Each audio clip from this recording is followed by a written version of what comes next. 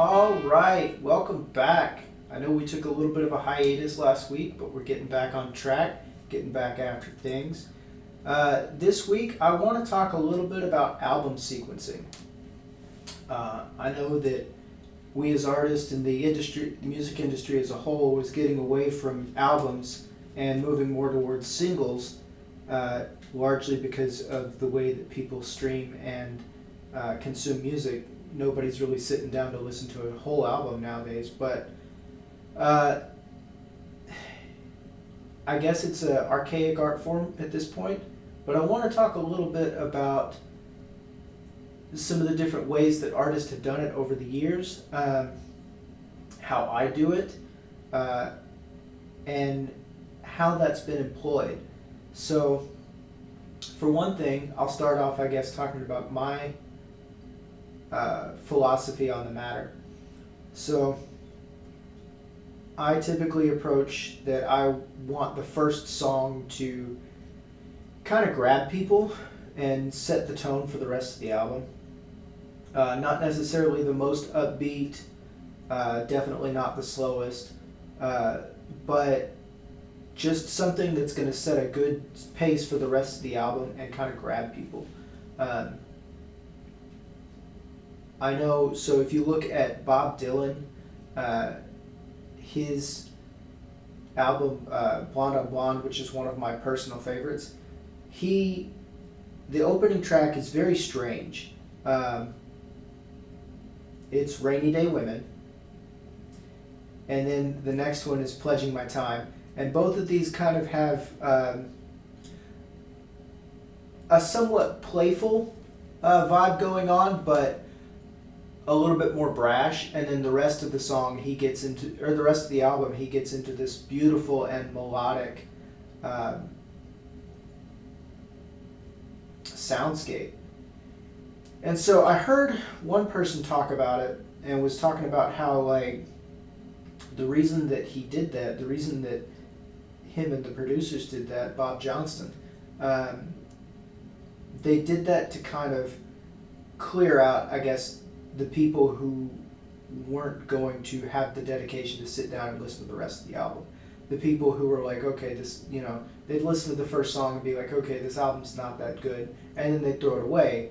But for those of us who stuck around, who listened to the rest of the album, you get all of these incredibly wonderful tracks like I Want You and Sooner or Later,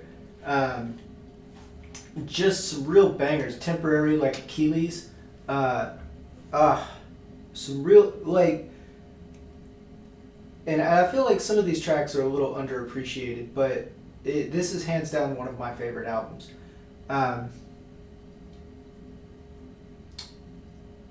So then, so in sequencing, right?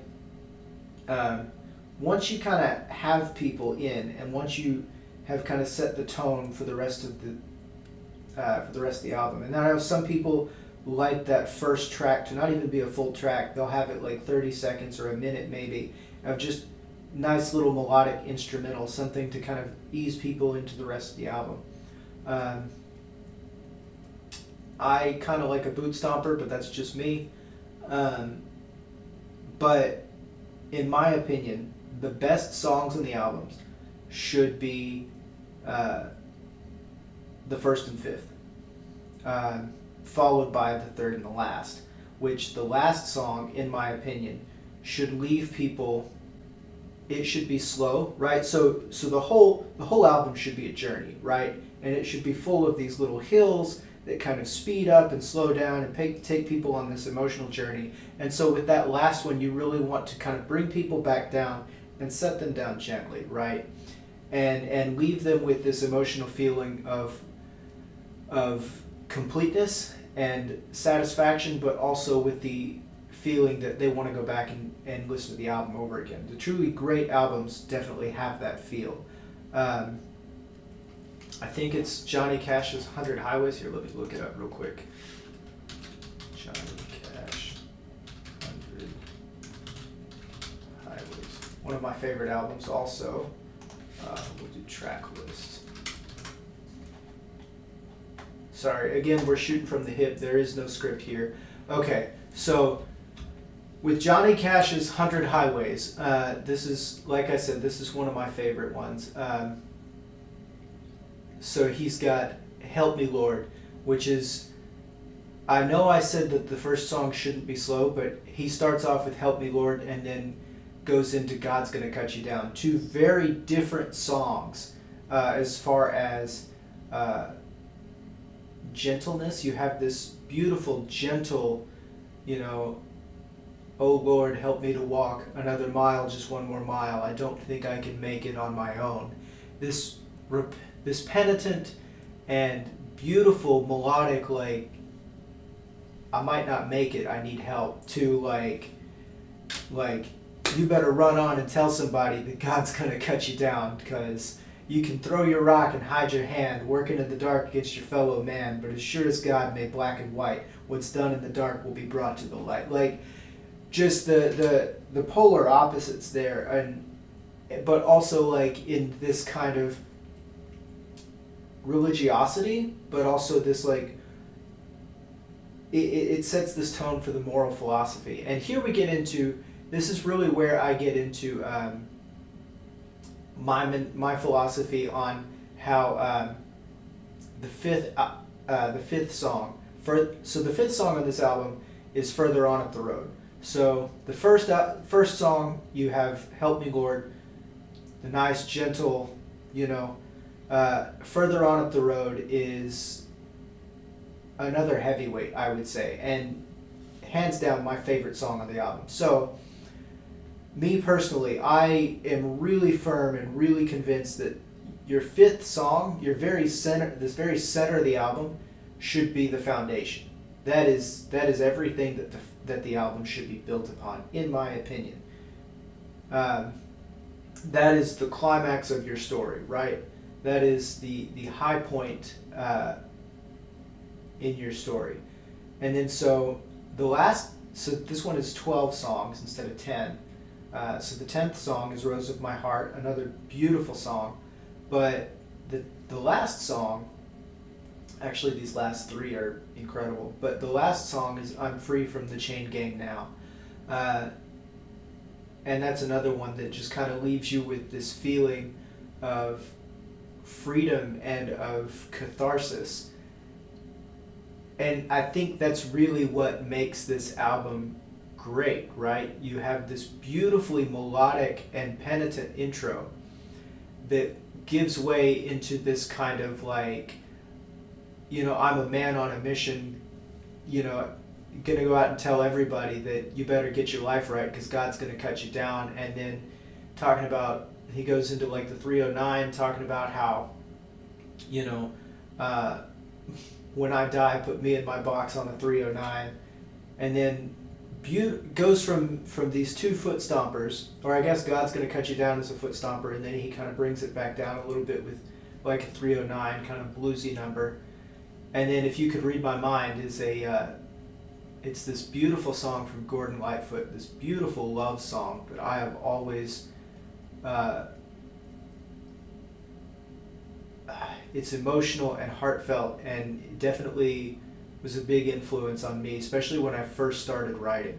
And it influenced the way I write a lot of my more emotional songs, the way I try to tie emotionality into my songwriting. And then going right up into another boot stomper with Further On Up the Road. And then the rest of the album, so he peaks at Further On Up the Road, and the rest of the album kind of slowing down with a lot of these love songs. On the Evening Train by Hank Williams, also I Came to Believe by Hank Williams as well, and then Love's Been Good to Me, Legend in My Time, Rose of My Heart, Four Strong Winds, and then lastly I'm Free from the Chain Gang Now. So a lot of these are covers. A lot of these are old country covers. But you see this kind of rise in the beginning and kind of falling into the end with the climax right there in the middle. So that is where I get my approach for most album sequencing. This album was like one that taught me how to sequence an album. This was like the standard for me. Obviously, there's other ways. You can sequence an album chronologically. So in the chronological order of which they were written or recorded. A lot of people, and I think this is another great way, is if each song kind of ties into an overarching story, into like a concept album. You would basically, each song would be an individual beat in the story. And again, you would kind of follow, like, you're introducing your characters, and you're introducing some of the tension and what they're about, and then take them on this journey, the high point in the middle, and then kind of bring them back down for conflict resolution, right? So, again, the same idea, just with a more lyrical in mind. Take the story, the lyrics telling the story versus the music bringing people on an emotional journey. All right, we're going to take a little break now and listen to a song.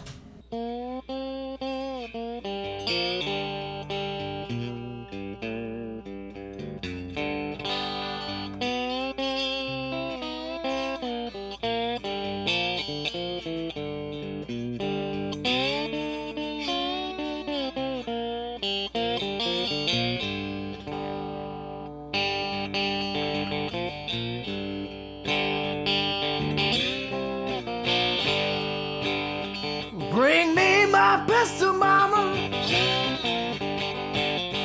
I'm going out on the road again. Bring me my pistol, mama. Going out on the road again.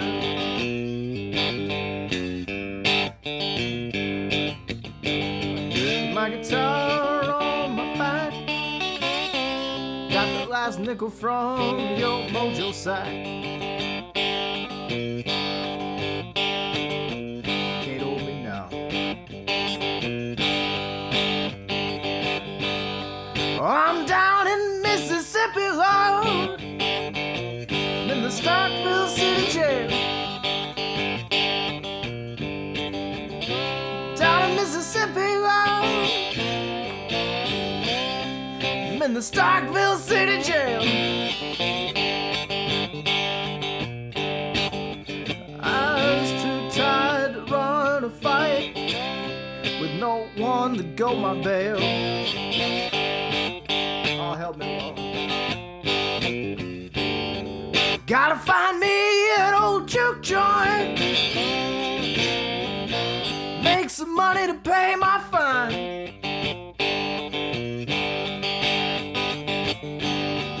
Gotta find me an old juke joint, Lord,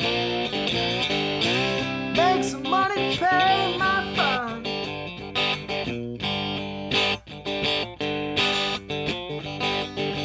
After blow this old harp, they busted up that guitar of mine. Oh, screw you.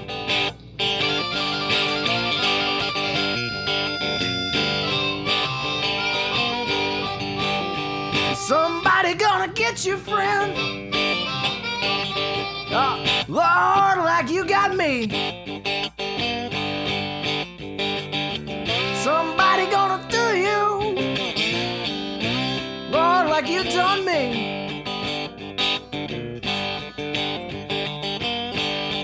When you're down on your hands and knees, maybe then one day you'll see.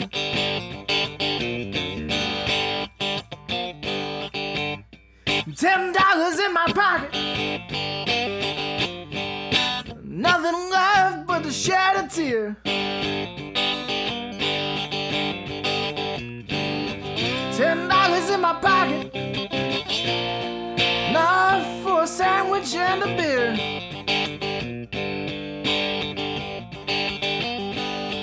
Oh, but I'm a thumb a ride, get up on out of here.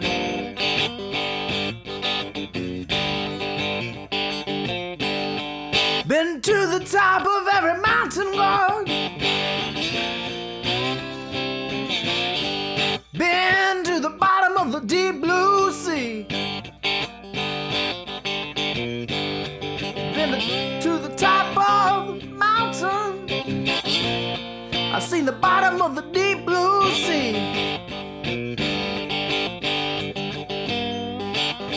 Oh, the devil knows my name, but he won't dare comfort me.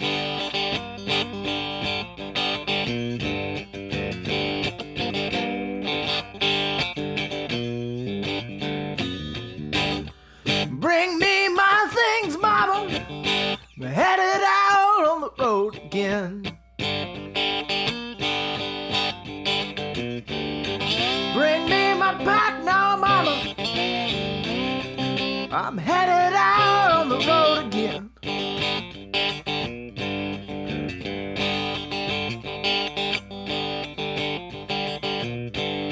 With my guitar on my back and my clothes in my sack.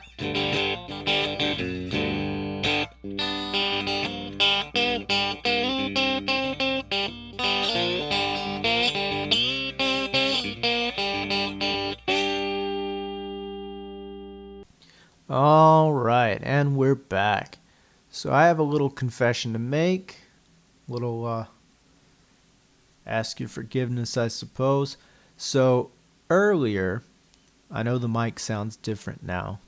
This is where the confession comes in. Earlier, I had the wrong mic on. So I typically like to record these with my close mic, my close-up vocal mic, which is a dynamic mic. And what I had on was the room mic, which is a large diaphragm condenser mic. For all you nerds like me out there that like the differences in mics, I guess. But getting back onto topic now, I'd like to get back to talking about album sequencing. So we talked about how the first, the fifth, and the last should be your heavy hitters, right? Because you're introducing the story, you're hitting the high point of the story, or I guess whatever the middle song of your album should be. That's the hard hitter, right? That's the high point of your story. It's the, your boot stomper, and then you bring it back down and resolve all of that conflict. Not really conflict, but you resolve into whatever the last beat of the last song. But you resolve into however you want your story to end. So for me, I like to start off with something that's medium tempo, that's going to kind of set the pace for the rest of the album. If it's something that's going to be emotionally intense and dark, then I want that to be emotionally intense and dark. Or sometimes I want it to be light and funny, like with the trumpet solo there that we hear at the beginning. That comes from my Nothing Stays the Same album. Song's called Everything Is As It Was. And it's just a lighthearted and funny song about the frustrations of trying to write music, and trying to write music that's going to feel relevant in this time. And I guess that won't be relevant in 10, 15 years' time, but that's another story. So, starting the album with something that's going to kind of set the pace. And then me personally, I like to hit the really, whatever the fastest song, the really hard-hitting, upbeat song, I like that to be number 5. And then I like the last song of the album to be something cathartic, usually something slow. But there's another way to sequence albums as well, is to start out slow, and with each song you are building to intensity until you reach the height of that with the last song. This could be used to great effect, especially if the height of the last song just really ends on a boot stomper and leaves people feeling pumped up. But the drawback to this is if it's not, I guess, well delivered, then you could leave people feeling unfulfilled, I suppose, like they want more, which I guess could be a blessing in its own. It could bring people back around to listening to listening to the album over again. But generally in my mind, you want people to have a sense of completion, right? You want to bring everything back around into a sense of completion. So like I mentioned earlier, with the Journey album, I bring everything back full circle by doing this that song over again, but in a different style, right? Um, I think I talked about this earlier. So with that album, The Journey, I kind of start off the first half of the album is this kind of acoustic early blues kind of feel, with the whole like 12 bar bum ba-dum ba-dum ba-dum ba-dum ba-dum ba-dum ba-dum, and then getting into the rest of it, you have, you still have a lot of these slide riffs that are being played, but with number 5 the song is Domingo, or John Domingo, which has a much more modern feel to it. Some of the licks I borrowed from Dark Was the Night and Cold Was the Ground by Blind Willie Johnson. So it still has that like old school feel, but then some of the lyrics are sung in a much more modern fashion. And then getting into the rest of the album, you have much more gritty, dirty, electric blues, and getting into almost a rock kind of sound or a blues rock kind of sound. Um, Good album. I personally like it. If you liked the song that we heard earlier, Out on the Road, you should go check out the album. Gonna plug myself there a little bit. But so there's different ways to sequence an album. Um, and the thing to remember is whether the lyrics are telling a story or whether the music is telling a story or whether the music is taking us on an emotional journey, you want to think about what that journey is going to look like, right? Maybe there's, you start off and then there's little hills and then they slow back down and then it, comes up to the big, real foot stomper right in the middle and then kind of comes back down and then a little hill, medium tempo song, and then brings it back down for that final catharsis. Um, that's honestly my favorite way to sequence an album. But there's other ways as well. Not everything is tied together thematically, musically. And then sometimes, you want to tie everything in chronologically in the order it was recorded. This could be particularly useful when you have a lot of different songs that kind of come from a lot of different genres.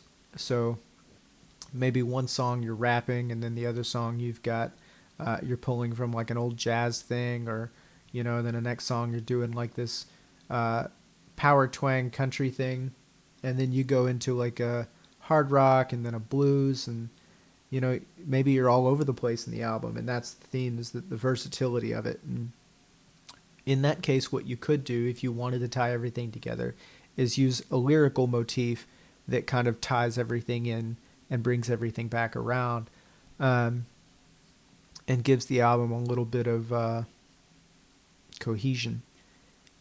And then, you could sequence the album, I guess, however you want to, probably chronologically, I would think, but then you could do it thematically too, however you want to, like whatever genre. And then kind of take people on a ride that way. But that's the thing, when people sit down and listen to an album, you don't want every song to sound the exact same, right? But you do want there to be some musical cohesion there. You want there to be an overall theme.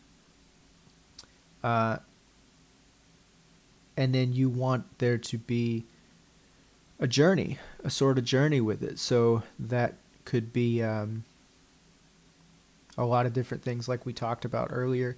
And, that journey could take a lot of different forms. Maybe instead of backloading all of the the foot stompers. Maybe you front load it and then slow your way down through there. Like I said, a lot of different ways to do it, but it's really all up to you. And this is definitely a rabbit hole that a lot of people have talked more in depth about. A lot of producers definitely have a lot more experience and knowledge than I have. But just, I guess, trying to get the ball rolling and get, for those artists out there who might be listening, or, if you're a music lover who might be listening, or just somebody casually listening, I guess, getting people to think about albums and the way that we create them and the way that we mix them, and particularly the way that we sequence them, and thinking consciously about how some of our favorite albums have been sequenced, right? Sometimes that's not something we pay attention to, but there's a reason why our favorite albums make us feel the way they do. For one, it's the content of the songs themselves, but two, it's the sequence of the songs themselves. It's the order, it's the order of emotions that each of the songs kind of brings us on, that emotional journey. All right, so talking about all these songs and everything, we're going to take a little break and listen to another song from the same album. That album was called The Journey. This song is called Domingo. It's the fifth song from the album, and it's the one that I was talking about earlier that's kind of it's the middle ground between the old and the new, and kind of ties the rest of the album together thematically. All right, hope you guys enjoy.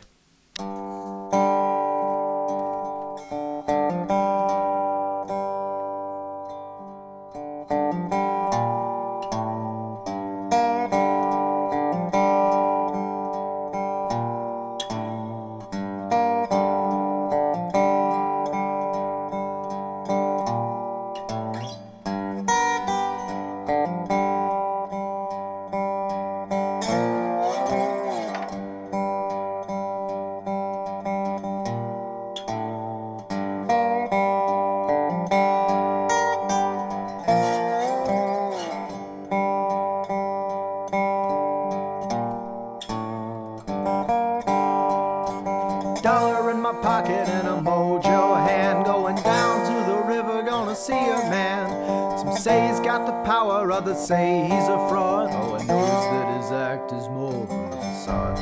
Go tell John Domingo to meet me by the riverside. I've got something for him to see if he would meet me here tonight. We're surrounded by the shadows underneath the trees. He said, don't you look away, don't be afraid of me. I got what you want, but you know that there's a fee. So I buried 2 gold coins underneath his feet. Go tell John Domingo to meet me by the riverside. I've got something for him to see if he would meet me here tonight. Well, I asked him for wealth and I asked him for success. All I really wanted was to be the best. I'm surrounded by the shadows every morning, noon and night. When I walk into the room, it snuffs out every light. Go tell John Domingo to meet me by the riverside. Got something for him to see if he would meet me here tonight.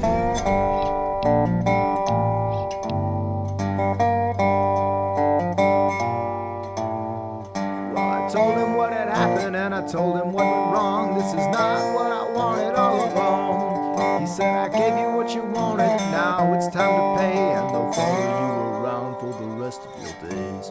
Go tell John Domingo to meet me by the riverside.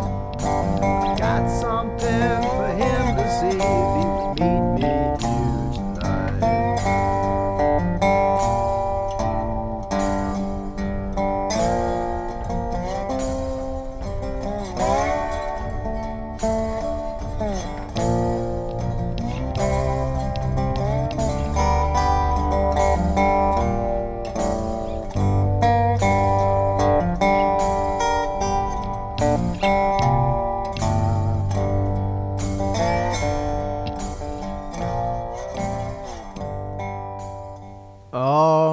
guys.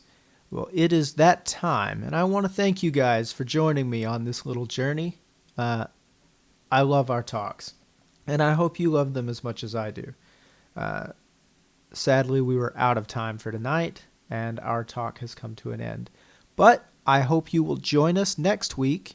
Don't know what we'll be talking about yet. Like I said, none of these are scripted, but I'll come up with an idea, and you guys could hopefully enjoy that too. All right, signing off.